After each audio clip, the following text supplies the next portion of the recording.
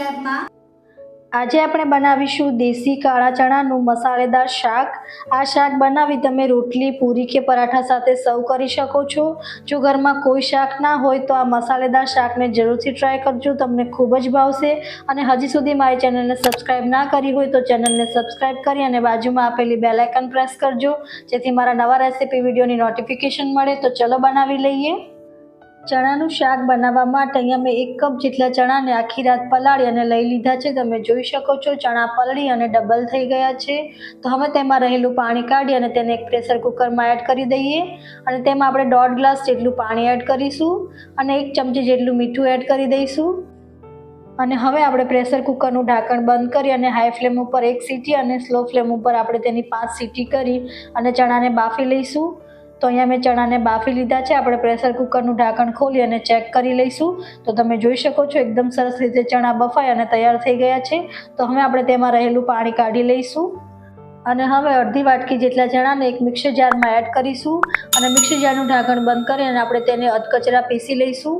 આવી રીતે ચણાને અધકચરા પીસી અને શાકમાં એડ કરવાથી શાકનો મસાલો ચણા સાથે એકદમ સારી રીતે કોટ થઈ જાય છે અને ખૂબ જ ટેસ્ટી લાગે છે। હવે આપણે શાકનો વઘાર કરીશું। તો એની માટે અહીંયા મેં એક પેનમાં 3 ટેબલસ્પૂન જેટલું તેલ એડ કરી દીધું છે। તેલ ગરમ થાય એટલે આપણે તેમાં હાફ ટીસ્પૂન જેટલી રાઈ એડ કરીશું। રાઈ ફૂટવા લાગે એટલે આપણે તેમાં હાફ ટીસ્પૂન જેટલું જીરું અને હાફ ટીસ્પૂન જેટલી હિંગ એડ કરીશું અને એક ઝીણું કાપેલું મરચું અને 10 થી 12 મીઠા લીમડાના પત્તા અને સાથે એક ઝીણી કાપેલી ડુંગળીને એડ કરી દઈશું। બધી જ વસ્તુને આપણે એકદમ સરસ રીતે મિક્સ કરી દઈશું અને ગેસની ફ્લેમ સ્લો રાખી અને ડુંગળીને થોડીવાર આપણે કૂક થવા દઈશું। તો 2 મિનિટ જેવું થઈ ગયું છે, ડુંગળી થોડી સોફ્ટ થઈ ગઈ છે। હવે આપણે તેમાં એક ઝીણું કાપેલું ટામેટું એડ કરી દઈશું અને એકદમ સરસ રીતે મિક્સ કરી દઈશું અને ઢાંકણ બંધ કરી અને ટામેટું સોફ્ટ થાય ત્યાં સુધી આપણે તેને કૂક થવા દઈશું। તો 2 મિનિટ જેવું થઈ ગયું છે, તમે જોઈ શકો છો ટામેટું હવે સોફ્ટ થઈ ગયું છે। તો હવે આપણે તેમાં મસાલા એડ કરીશું। તો હાફ ટીસ્પૂન જેટલી હળદર, 1 ટીસ્પૂન જેટલું ધાણા જીરું પાવડર, 1 ટીસ્પૂન જેટલું મીઠું કે સ્વાદ પ્રમાણે મીઠું એડ કરી અને મિક્સ કરી લઈશું અને હવે આપણે તેમાં લસણ અને મરચાંની પેસ્ટ એડ કરીશું। તો 8 થી 9 લસણની કળી અને 1 ટેબલસ્પૂન જેટલા લાલ મરચું પાવડરને મેં ખાંડણીમાં ખાંડી અને આ પેસ્ટ રેડી કરી લીધી છે। તો 1 ચમચી જેટલી છે તો એને આપણે એડ કરી દઈશું અને તેને તેલમાં એકદમ સરસ રીતે મિક્સ કરી લઈશું। તો આ પેસ્ટને મિક્સ કરી અને આપણે મસાલામાંથી તેલ છૂટું પડે ત્યાં સુધી તેને આપણે સ્લો ફ્લેમ ઉપર કૂક થવા દઈશું।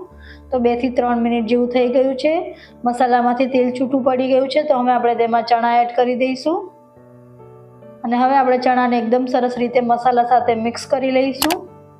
તો તમે જોઈ શકો છો ચણા એકદમ સરસ રીતે મિક્સ થઈ ગયા છે। થોડા ચણાને આપણે પીસીને એડ કર્યા હતા એટલે બધા જ ચણા સાથે એકદમ સરસ રીતે મસાલો કોટ થઈ ગયો છે અને હવે આપણે તેમાં 1 ટીસ્પૂન જેટલો ચના મસાલો એડ કરી દઈશું। જો તમારી પાસે ચના મસાલો ના હોય તો તમારે એની જગ્યાએ ગરમ મસાલો એડ કરી દેવાનું। ઢાંકણ ઢાંકી અને આપણે તેને 1 મિનિટ જેવું કૂક થવા દઈશું। હવે ઢાંકણ ખોલી અને ચેક કરી લઈશું। તો આપણું શાક રેડી થઈ ગયું છે। હવે આપણે લાસ્ટમાં તેમાં 2 ચમચી જેટલું દહીં એડ કરી દઈશું। તો તમે દહીંની જગ્યાએ અડધા લીંબુનો રસ પણ એડ કરી શકો છો। ચપટી જેટલી ખાંડ ઉમેરી દઈશું અને મિક્સ કરી લઈશું। તો દહીંને શાક સાથે મિક્સ કરી અને ગેસની ફ્લેમને ઓફ કરી દેવાની, આપણે તેને વધારે કૂક નથી થવા દેવાનું। ઉપરથી આપણે લીલા કાપેલા ધાણાને એડ કરી દઈશું। તો તમે જોઈ શકો છો એકદમ ટેસ્ટી એવું આપણું આ ચણા મસાલા બની અને તૈયાર થઈ ગયું છે। તો એકદમ સરળ એવી આ રેસીપીને તમે જરૂરથી ટ્રાય કરજો। હવે આપણે ગરમા ગરમ ચણા મસાલાને સર્વ કરી લઈશું। તો આ ચણા મસાલા તમે પૂરી, પરાઠા, રોટી કોઈ પણ સાથે સર્વ કરી શકો છો। ખાવામાં ખૂબ જ ટેસ્ટી લાગે છે।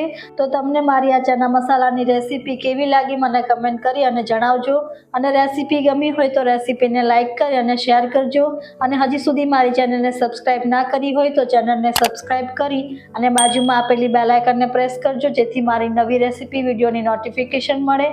Thank you for watching.